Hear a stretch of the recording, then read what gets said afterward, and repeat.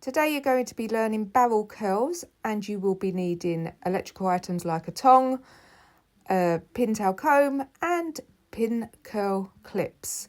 Now I've sectioned the hair into a hot cross bun, so you need 4 sections with straight lines going from forehead to nape and crown to ear, both sides. At the bottom you're going to need a 1 inch section where you can wind the hair using your electrical item. I'm using a tong, and this is being wound from point to root and making sure that you wind the hair underneath.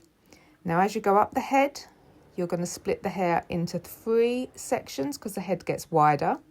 So 1 on the left, 1 in the middle and 1 on the right. And as you can see, when you're creating the barrel curls, there's a hole in the middle. So just pretend that there is a roller inside, but there isn't. You're creating like an empty hole and winding the hair round. Now you're creating barrel curls, and you're going to be doing this all the way up the back of the head.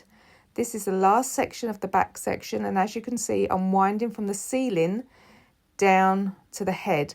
Try not to wind from the floor upwards. Now this is the 3rd section now that we're going to be doing, the 3rd side. You can pick either left or right. And you're going to start from the bottom and work your way up. So close to the ear, you're winding the hair on your tong, and you're supporting the hair with pin curl clips to create a barrel curl. Now this is the last section on the 3rd side. It's quite a wide section this. I've got the whole section in there.